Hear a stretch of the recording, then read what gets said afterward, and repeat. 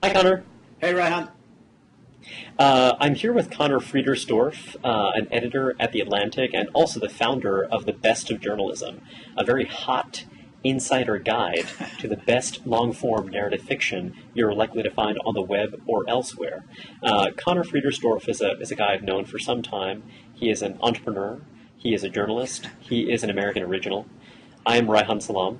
I am affiliated with Economics 21, a think tank based in New York and DC. I'm a columnist for The Daily, and I also blog for National Review Online. Hi, Connor. Hi, and you're also an American original, I should add. Well, I do my best. Yes. And Connor also has a relatively new blog at The Atlantic, which is, in my opinion, one of the quirkier, more interesting blogs, in part because it's kind of long form. Rather than write little squibs that are attached to some news item, he really tries to make sustained arguments, which I find very interesting. And Connor is also working with an organization called Byliner, which is launching their full site this week, if I understand correctly. Can you tell us about it? Yeah, Byliner launched today. It's something I'm very excited about. I should say I'm very excited about my new gig at The Atlantic, too. It's really interesting how going from the blog format, which is what I was doing with Andrew Sullivan and before, really makes you write in a different way than the channel format that The Atlantic has gone to lately, just because of the medium. And I'm really interested in how people in different mediums, how the output tends to be different. But yeah, so Byliner is a startup. It's based in San Francisco, and it is concerned with great feature-length journalism. And there's kind of two sides to the business. One side is publishing original long-form stuff. So Byliners who published that long John Krakauer piece about a guy who had pretended to go to Afghanistan and build a bunch of schools, and in fact wasn't doing exactly what he said he was doing with the money. And it skyrocketed. I think it was #1 on the Amazon singles very shortly after it was put online. Which was a very exciting thing, because a lot of us in the journalism business have been thinking a lot over the past few years about how is sort of long, ambitious journalism going to get paid for. And this is something that was sort of longer than a magazine piece, but not quite long enough to be a book. And so it's opening up just a different space for people to work in, which is exciting. And then the other side of Byliner, of the business, is sort of organizing all of the magazine feature-length writing that is already on the web. And so if you go there, you can search by author, you can search by publication, you can search by the editor's picks, you can search in different topic categories, and they'll just kind of bring up all the great long-form pieces that have been written, and then there's a little introduction and maybe the first paragraph of the piece, and then you can click through and read it on whatever website it actually lives at, whether that's The Atlantic or Outside or Rolling Stone or wherever. Well, one thing that I wonder about, there seem to be a lot of things missing from this formula. For example, what if I'm in need of a best friend? Or what if I have a bullet wound? And kind of will Byliner actually gauze it up and, kind of give me some kind of tourniquet to stop my bleeding? As long as it doesn't do that, I've got to say this sounds like a lot of flim-flam to me. It's not going to be able to do that immediately, although who knows what Byliner 2.0 might do, what products we might add. So I would advise people to stick around, and maybe we can provide that in the future. So tell me about how Byliner situates itself relative to some of these other products like The Atavist. It does some similar things to The Atavist and some different things. I guess I think that the most unique thing about Byliner is this sort of archive of tens of thousands of pieces that you can search through. I mean, of course, we like to think, speaking on behalf of the people actually commissioning Byliner originals, that they're very good and that we bring something original to the table and an original editorial eye and quality and all that sort of stuff. But The Atavist also does great work, and of course lots of people are commissioning long-form journalism. I think as far as an archive of magazine journalism to sort of search on the web, I don't think there's anything like it, even if I wasn't involved with the site. As a curator, I would be really excited to go and find all of these pieces organized in this way. There is a frustration that lots of great pieces aren't online. And that's something that we can have a little topic page that says, here's the title of the piece, here's where it appeared, but we can't offer a link. And I really think that there's a lot of value added of having magazine journalism on the web. I know that different publications have different economic models, but I really think that it's a great resource for people to have magazine pieces that are shorter than a book that can be read in one sitting, but where you can sort of buff up on a lot of different subjects. And one thing that I think about the Atavist, one thing that I find interesting is that in a way they have made an interesting technological contribution, and my understanding is that the way that they manage to package content, the CMS that they're using, is something that many corporations are likely to use for their corporate reports. There are a lot of people who are trying to combine material, multimedia stuff in new and interesting ways, and I feel like in a way, Byliner strikes me as a very attractive content play, and they're also trying to build, as you described, this platform for releasing content to people, and also building a kind of loyalty around the Byliner brand, but then also being a kind of IMDb for writers. But then the Atavist is kind of doing this other thing where, they're actually demonstrating the power of their CMS, they're demonstrating the power of kind of how they can combine moving images and sound and text, so that other people kind of can use, including sort of, perhaps some people who, kind of have done Byliner stuff. It might be natural for them to experiment with that platform as well.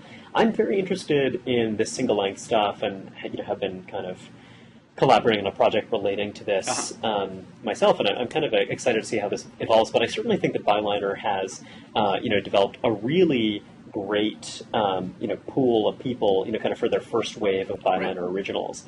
They clearly have a lot of credibility, and I'm very interested to see how it's likely to disrupt the magazine business model. And I think that, a lot of what writers find appealing is the idea that, you're engaging with them as the writers more directly. And in a way, the curation, it's a different kind of curation than what we tend to encounter in magazines, in which, with a magazine, I know the magazine and the brand of the magazine, I might sort of have less of a sense of the particular bylines. Whereas here, it's kind of much more, this is a particular storyteller I'm inclined to follow, which I find interesting, and I kind of wonder how that will shape the business models of individual journalists. And I think the hope is that, it might, a la the Kevin Kelly idea of the true fans, it might kind of facilitate the idea of individuals developing a devoted following that can make their work more economically viable.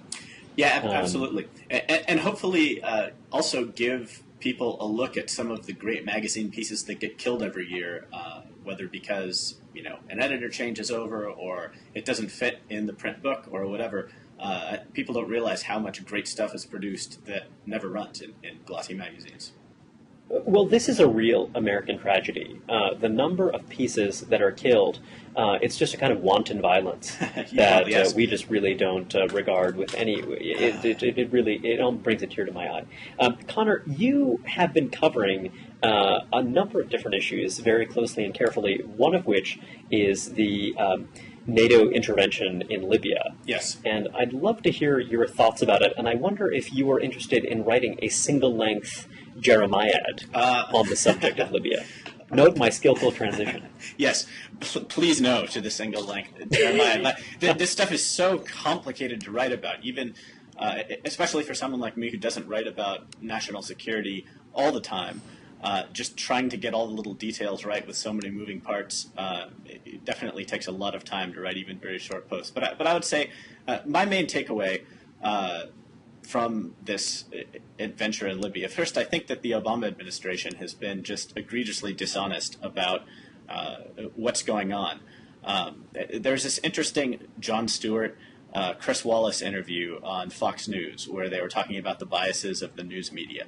And Jon Stewart was saying that the news media has a bias toward conflict. And I think one example of that you see is that just in the last couple of weeks, the House Republicans and John Boehner have been challenging Obama and saying basically, you violated the War Powers Resolution by staying in Libya longer than 60 days without getting congressional support. And Obama's counterargument is, no, actually, this doesn't rise to the level of hostilities now that we've handed over the operation to NATO. And I think that Obama's critics have the better of that argument very clearly, actually.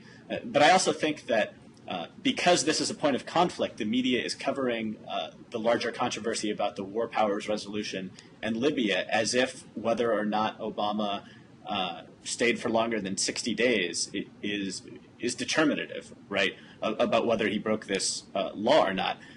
In fact, if you go to the text of the war powers resolution, it specifies very clearly that a commander-in-chief is only empowered to go to war in a foreign country without congressional approval if the United States or its military or its interests abroad have been attacked, right, which clearly isn't the case in Libya. And so from day one of the bombing campaign, it's very clear that he's in violation of the war powers resolution. And I would say that he's not the first president who has done this. It's actually been very common for presidents to use the military abroad in ways that technically violate the war powers resolution. But I think this is it's both important on the merits that he's done so, and it's also an interesting example of how the point of conflict being about this 60-day deadline has kind of skewered media coverage in a way that makes it seem as if it wasn't a violation from the beginning. So let me ask you a question. I mean, how do you feel about this through a partisan lens? I mean, there are many people, I can imagine, saying, well, when you describe it as egregious, is it comparable in egregiousness to some of the abuses, let's say, of the Bush administration? Kind of without kind of my expressing any opinion about this. I mean, right. How do you feel about that? Or do you feel as though it's fair to say that there's been some kind of ratchet towards an increasing level of executive power? I'm curious to hear your thoughts. Well, I'd say that a lot of people are very upset about the war in Iraq to this day.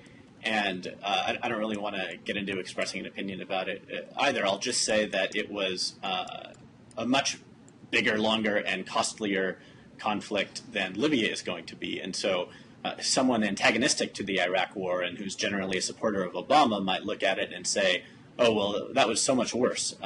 And if you're talking about outcomes, right, arguably it was. But I think if you're talking about process, and I think that process is also important, Libya was in many ways worse because President Obama didn't go to Congress. In fact, he could have very easily gone to Congress and gotten approval at the beginning. He was being urged, in fact, to do more in Libya by some Republicans, but he just sort of decided not to do it. And I think that part of the promise of Obama's campaign was that he understood the importance of process. He understood that it's unwise to do what you want in a one-off situation because you think it's the right policy in that one situation. If you're violating these processes that are designed to keep presidents in check and designed to be sort of prudential restraints. And I think that although he made that case repeatedly during his campaign, he has certainly broken it here. I read a fascinating review essay, which then led me to read much of, a fascinating book. The review essay was by Gene Healy in The American Conservative, and the book was The Executive Unbound by Eric Posner and Adrian Vermeule. And as I read the book, I recommend both. As I read the book, I was really struck. I mean, the core argument that they advance is that in a society like ours, in an economy like ours, in an environment like ours, it's natural to gravitate towards an unconstrained executive. But they're also arguing that while the legal constraints, the effective legal constraints on the presidency are limited, there are political constraints that are effective, and that's why we shouldn't be alarmed. Now, Healy is someone who is a noted critic of executive power and the excesses of executive power, and so he obviously comes at it from a very different position, kind of sensing that actually the political constraints aren't very strong. But I found myself very persuaded by the kind of gut argument that Posner and Vermeule are advancing, which is that, kind of the nature of our society is that, the federal government is going to encounter all kinds of novel situations. And when you think about the legal apparatus and the speed with which the legal apparatus moves, it's very hard to deal with these novel situations effectively. And so, there's really a sense in which our constitutional structure, what they described as the Madisonian Republic, is all this kind of it's all this kind of theatrical, kind of after the fact justification of this thing that really is kind of an environment which, the executive just kind of like does what it sees as necessary, subject to political constraints. And this is something that I kind of certainly find discomforting. I don't think that this is a very attractive idea for all kinds of obvious reasons. We'd rather live in a republic of laws. But it's also just this idea that, well, kind of we have this expectation that government is going to manage crises. And if the government is going to manage crises, and if there are so many unforeseen events that are just going to emerge, then, kind of you have this institution, you have the presidency that seems kind of uniquely suited to moving with relative speed and determination to kind of meet these new circumstances. And so it's kind of weird because, like sharing at least some of kind of what I imagine to be your impulses and Gene's impulses on this stuff, I also think that, well, it's kind of baked in the cake of modernity. You know what I mean? This is kind of a weird thing to say, but I wonder what you make of that. Just this view that given how much we as citizens have already surrendered in terms of our authority, and also the expectation that we are going to be protected from the kind of ravages of, say, a financial crisis or kind of military diplomatic crises, that it's kind of inevitable that the presidency is going to expand in these ways and take more and more authority in the national security space. It is a very powerful, intuitive argument. I think not just for you and I, but for a lot of people, it is indisputable that things are moving much faster. I was reading this California history book, and it was sort of setting the scene at UCLA when Pearl Harbor was bombed, and it talked about how that Sunday not very many people were out on campus, and you wouldn't really have run into very many people if you'd just been out and about that day. It was only on Monday when President Roosevelt addressed the nation that really we had a statement from the federal government, and that's just unthinkable now, right? It was a matter of hours after 9/11 that President Bush addressed the nation, and people were criticizing him for taking too long in that circumstance. So I guess I want to say that I grant the intuitive appeal of this, and yet when I think about, first of all, I don't think that actually the president, the office of the presidency has been very effective in recent decades in responding to things quickly in a way that should give us confidence that we need to do this for the sake of effectiveness. I don't think, for example, that the financial crisis was an example of giving the executive power to respond quickly and having them do just an amazing job. I also think that, in particular, with regard to Libya, this is actually a terrible example of the need for executive autonomy, because, in fact, the executive didn't need autonomy in this case. He could have gone to Congress and gotten permission to do this. In fact, he did go and lobby the United Nations and the Arab League for permission to do this. And so Libya seems to me an example where even in this faster-moving modern world, there was time to go through the constitutional framework. And he chose not to do it anyway, even in that case. I wanted to talk about that. Well, let me ask you a question. So, with regard to Libya, I wonder. So you, I imagine, are at least somewhat sympathetic to the humanitarian case for intervening in Libya, and of course, there are legitimate questions to be raised about the legality of how we've gone about it. What would you say if I were to tell you that there is a way to intervene in Libya at an incredibly low cost, and it would prove very effective, and let's say there was an above-board, straightforward legal way for the United States to authorize this intervention? Would you be more inclined to use force if it were much, much cheaper? Well, maybe. Tell me more. So I was thinking about this. I read this really interesting novel recently by a guy named Stephen Pressfield called The Profession. And it's an interesting novel, and it posits that at some point in the future, most of the action takes place in the year 2032. At some point in the future, the United States started relying very heavily on mercenary forces. And there have been a large number of kind of large-scale commercial organizations that evolved out of some of the organizations that we're all familiar with, like XE. That have become kind of way, way larger, and they have become a much more effective way for a risk-averse American public to intervene militarily overseas.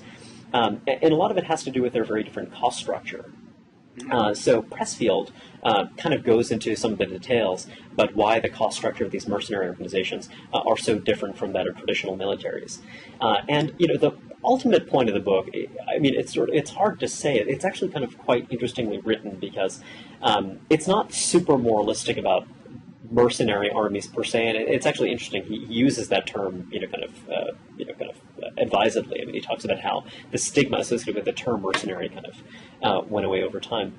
And actually, kind of his antagonist in the book is this guy who leads a mercenary army, who kind of is a decidedly problematic figure. Mm-hmm. But I thought that it was kind of very interesting because I think that when you think about the kind of near-term future, I mean, just as there was a Vietnam syndrome, perhaps there will be an Iraq syndrome. You'll have an American public that is far more reluctant to engage in armed interventions overseas. Now, we could say that that's a very good thing, but we could also say that, well, there's some interventions that it would be good if we could undertake at an acceptable cost. And that acceptable cost is something that would not involve subjecting young Americans to danger, because, we have this kind of very mixed view of how we think about our professional army. We think of them both in terms of military families. We think of people who choose to join the military for all kinds of reasons, for, to pay their way through college, etc. So, I mean, there is this way in which, there's a sentimental view of it, which I think is kind of quite defensible. Mm-hmm. And so, I wonder what you'd make of that. Like, if kind of there were a way to do this where the risk aversion weren't an issue, where also their cost structure was kind of, much healthier for all kinds of reasons. I mean, would that unnerve you? The fact that kind of the cost of these interventions would get much lower, which would maybe incline us to undertake more of them? Or, tell me, what do you think? Well, I mean, I'd have to think more about the cost aspect of it and whether it would induce us to undertake more of these things. The thing that unnerves me, that the objection that jumps to mind, without having thought about it too much, is I think that despite the occasional lapse or the kind of occasional abuse that is inevitable in war, the United States Armed Forces have a pretty incredible institutional ethic that most, not all, but most of the people fighting subscribe to, and it's been built up over many years, and there's a code of honor and loyalty to the United States, and there is the Army Field Manual, things like that sort of lay out codes of proper behavior. And, of course, a mercenary army could have its own code that is on paper just as good as any code that the United States Armed Forces have. It could have the exact same words on paper, right? But it doesn't have the sort of institutional loyalty and culture of inculcating a belief in those things. So I guess I'd be worried about that. And I think that's an excellent point, and I think that whenever you talk about private military companies, it's incredible how discomforting people find it. People really don't like the idea. It's something that's very deep in our cultural DNA, and I don't think it's just Americans who find the idea discomforting. I am sympathetic to that, and I think that it reminds me of that whole a fine is not a price. A fine is a price idea, rather. Just that kind of when you undermine that sense of a service-oriented ethic. And the idea that this is something that one does selflessly, that could lend itself to sharp practices, to unethical behavior, etc. I just kind of think that, there are all kinds of other dangers. I mean, what if these mercenary armies became incredibly powerful? What if they were capable of coercing states? That kind of thing. In a way, you could think of it as a kind of continuum of violence in which, some of the things that we thought of as civil wars have really been about brigandage, have really been about armed gangs that are stealing, looting, and kind of otherwise exploiting the population. I still think that there's something attractive about this idea, partly because I just see it as similar to what we were talking about vis-a-vis the executive, that there's a structural drive. Because when you think about the U.S. military, for example, it's very hard to pare back its costs for political reasons. For example, when you think about military health expenditures, when you think about pensions for retired military officers, that kind of thing, it's impossible to kind of separate how we talk about those things, how we talk about the cost of personnel, from the idea that we have a tremendous amount of prestige invested in our military and a tremendous amount of affection, for better or for worse, that makes it hard for us to make kind of rigorous cost-based decisions about it. So, for the same reasons that you're saying that, well, these are good things that kind of inculcate the right kind of ethic. And you could also say, well, because violence is unique, and organized, disciplined organizations that are capable of inflicting violence on people, we actually want to tread very lightly around that kind of thing. So maybe thinking about it purely on this cost basis isn't the right way to think about it.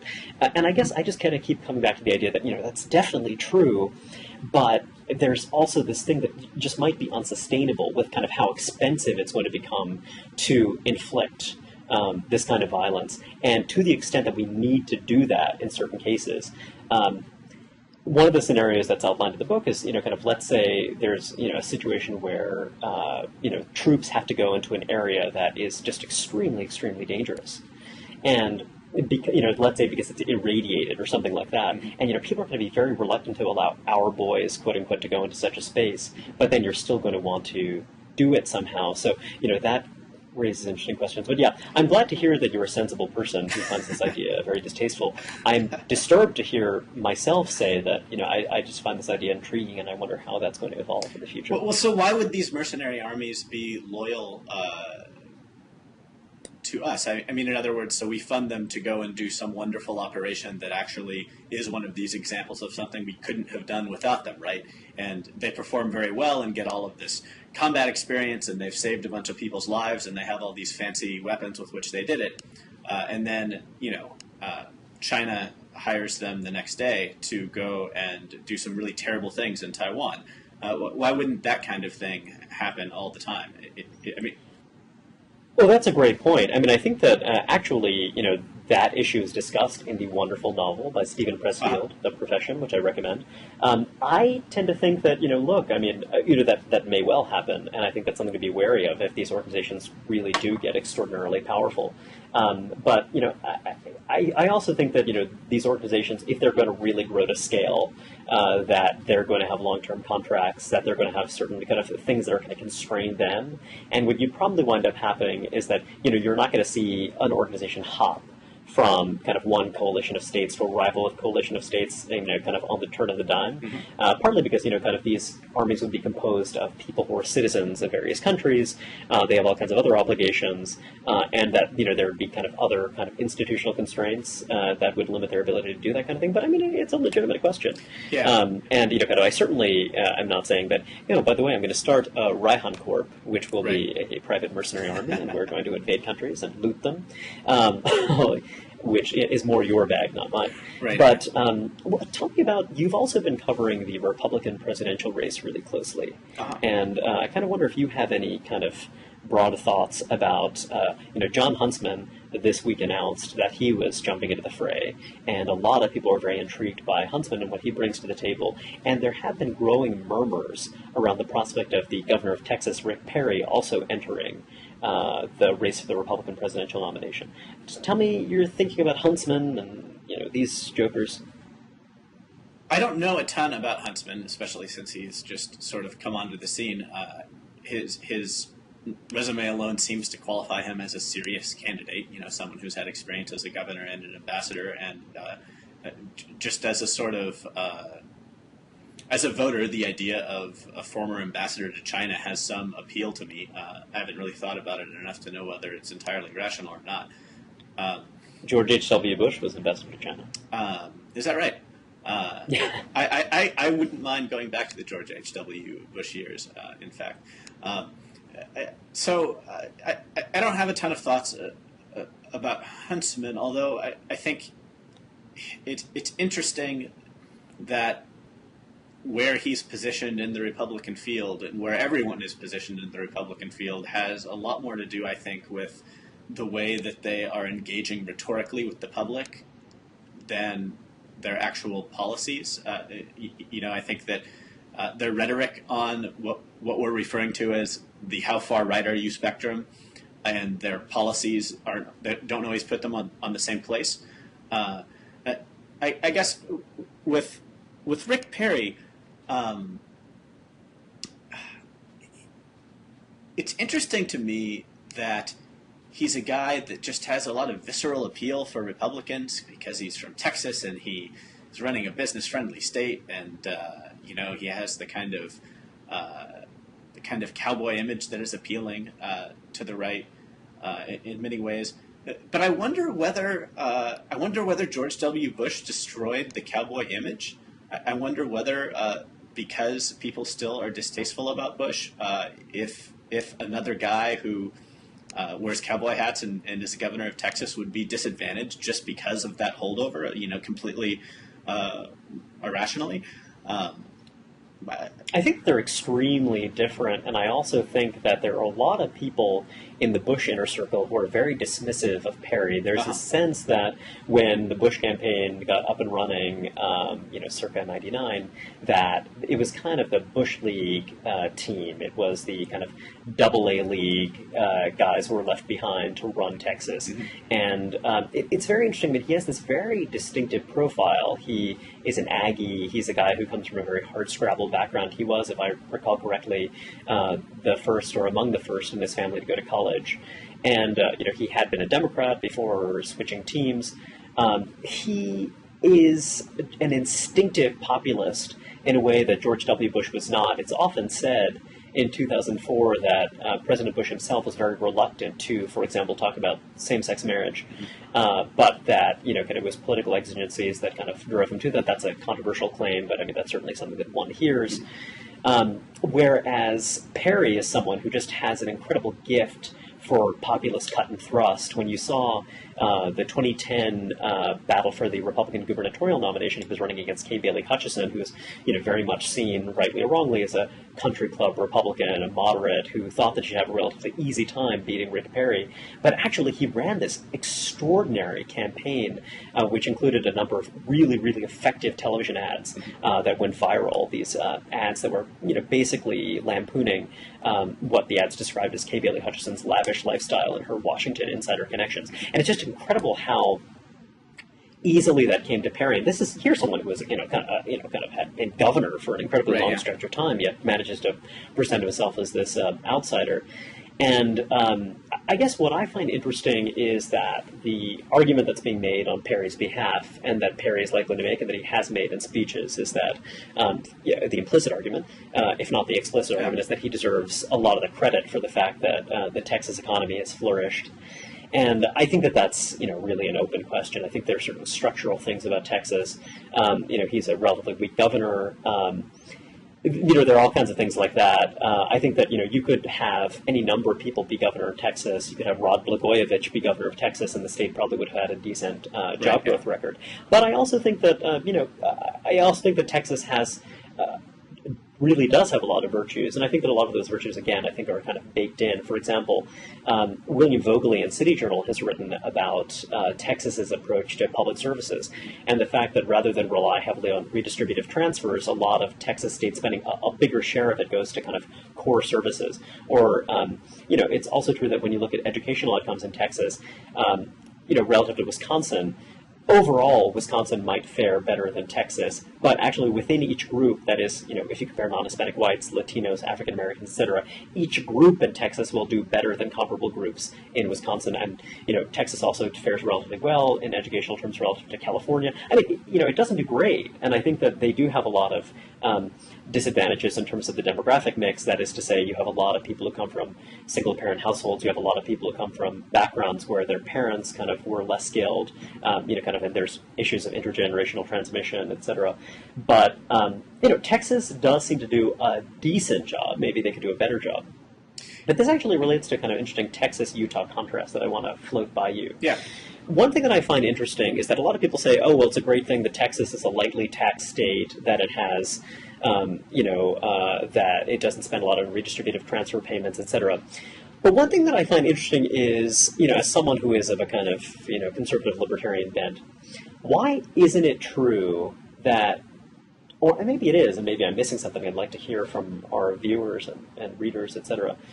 Why isn't it true that you haven't seen more evolution, more sophisticated, more ambitious kind of private civil society services designed to facilitate upward mobility? Because if you look at Utah, it's a classic example where Utah has a lot of advantages. Like, you have a lot of people who are raised in two-parent households, for example, kind of relative to a state like Texas.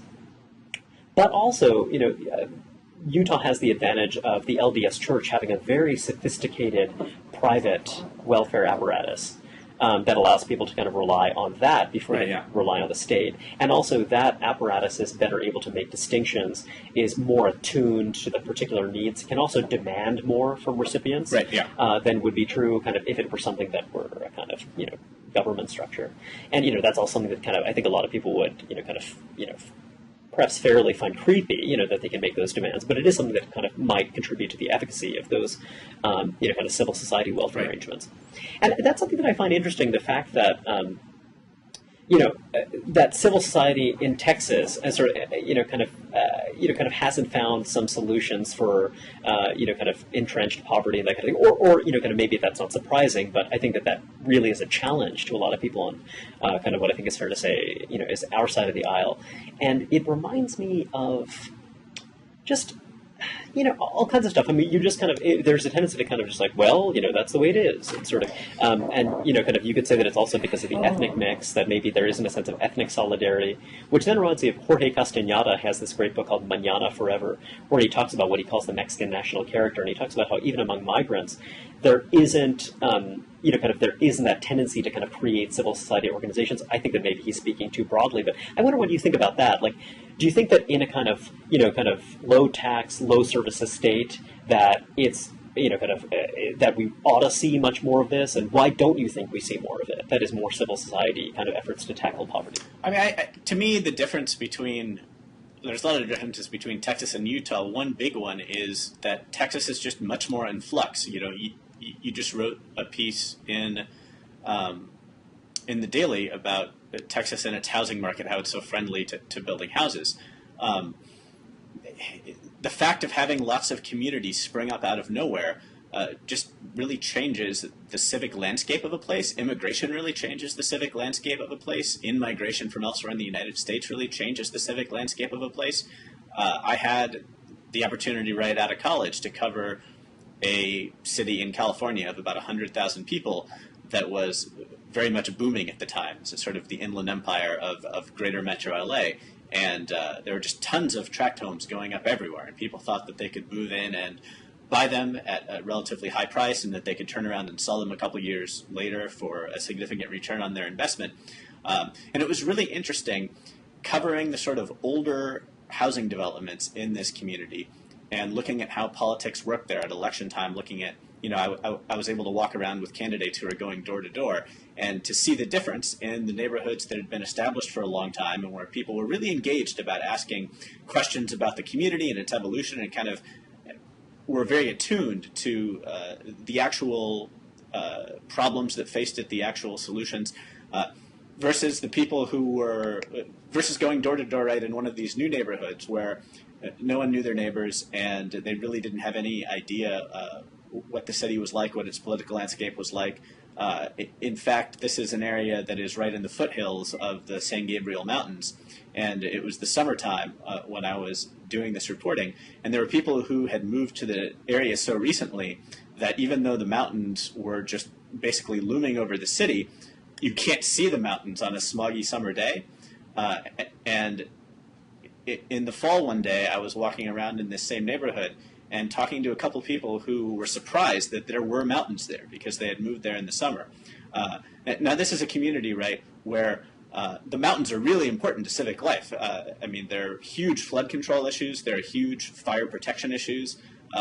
As far as local politics, these are probably the most important things. And yet people in this neighborhood had no idea that these were things that they should care about. So I think that, obviously this doesn't directly map onto Texas, but I think it is true that when you have a lot of new housing developments, when you have a lot of immigration, when you have immigrants coming and going because the economy is changing, it's just very difficult to build civil society. And it speaks to this larger issue of, is governing Texas, even governing Texas successfully, like say that Rick Perry is responsible for good economic conditions in Texas, right? Does that really prepare him to bring us good economic conditions in the United States? Does it prepare any governor? One sort of conservative and libertarian argument is that power should be close to the people, partly because different solutions work well in different places, and that's a good thing, and we should have all of these different models, and sometimes something that works in one place will work in another place, but sometimes community mores matter, and sometimes people's preferences matter. And so it isn't clear to me that even a governor who successfully got the economy running in one state, thrust into a different political environment with different coalitions and different ways that things have to be done, whether that person would succeed at the national level. That's a great point. Conor, is there anything else that you want to touch on before we leave our viewers? Well, let's see here. And I think that we have... there actually is one more Rick Perry thing that I wanted to mention quickly. Oh, yeah. And that is that just today, actually just finished a post about this, there was this bill in Texas a couple months ago, I think, to make it illegal for TSA personnel, like airport security, to do the intense pat-downs of people at airports. And this was a Republican bill in the Texas state legislature, and the sponsor sort of withdrew the bill once the federal government wrote Texas a letter basically saying, if you do this, we might just ground flights in Texas. And they weren't really willing to play a game of chicken that might have the consequences of a bunch of people in Texas not being able to fly out. Probably would have upset people. But now Rick Perry actually has just added this back into a bill and is pressing this issue. And it looks like the sort of thing you would do if you were trying to get populist appeal in a presidential election. And I think that it's very unlikely to pass into law. And if it does pass into law, I think it's very unlikely to withstand legal challenge. Despite all those things, I'm really glad that it happened. And the case I would make, and I don't know if you will agree with this or disagree, but is that it's a very good thing that a version of red meat populism in a Republican state like Texas right now is pushing back against what I consider to be excesses of the national security state. I think it is healthy that we have disagreements about how far we need to go to remain secure. And I think that for a long time, these things were always going in one direction. The populist thing was always doing more to, quote unquote, keep America safe. And so I think it's a good sign that things are going the opposite direction. And I would also say there's sort of this left-right divide on federalism. And a lot of people that are opponents of federalism like to sort of harken back to the days when it was used as an excuse to subjugate blacks. But I would say that nowadays it is often the case that federalism is being used to expand freedom, whether it's medical marijuana, whether it's gay marriage, whether it's any number of different local prerogatives. And this is another example where a state is trying to stand up for the right of its citizens to not be confronted with the long arm of the law running up its thigh. And I think that's a good thing. I think that's a very astute point. I mean, two things that I'd add briefly. One is it does remind me of the argument that when you think about the TSA pat-downs, the anxiety that it caused, it is also a reminder that there are many other violations of civil liberties, which you, of course, written about among many others, that tend to apply to less affluent people, to kind of groups that are less favored in our society. And one hopes that this would prefigure greater concern about some of those issues as well, the rights of criminal defendants, etc. Yeah. The other thing I'd add is that when you think about these federal-state clashes, it's also interesting to keep an eye on the forthcoming marijuana referendum in California. Advocates of legalization are looking to put another referendum, another initiative, I should say, on the ballot. And it's interesting because if you imagine a case in which California eliminates its state prohibition of marijuana, that could set up a very interesting conflict with the federal government that would cause a lot of Sturm und Drang, but could also be constructive in some sense. Unfortunately, I actually have to get out of here right now, so right. Well, I'm afraid we're going to have to say goodbye. Thanks so much for your time, Conor. It was really great talking to you as always. Take care. Bye-bye.